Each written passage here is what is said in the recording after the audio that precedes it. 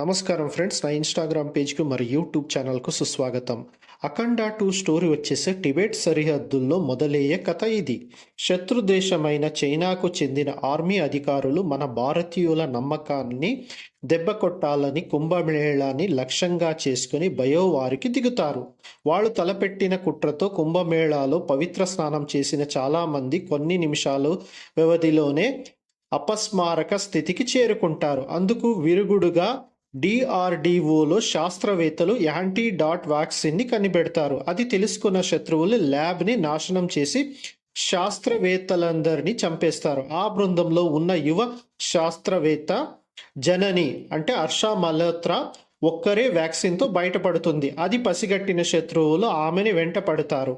ఆమెని రక్షించేందుకు రుద్ర సికిందర్ అఘోరా అంటే బాలకృష్ణ రంగంలోకి దిగుతాడు. జనని ఆపదలో ఉన్న విషయం అఘోరాకి ఎలా తెలిసింది?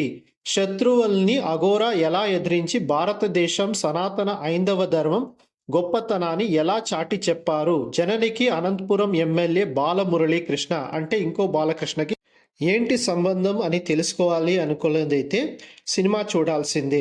సినిమాలో బాలకృష్ణ డైలాగ్స్ అయితే చాలా సూపర్, ఫైట్స్ కూడా చాలా సూపర్. దానికి ప్లస్ పాయింట్గా Thaman museum. Thanks, please subscribe.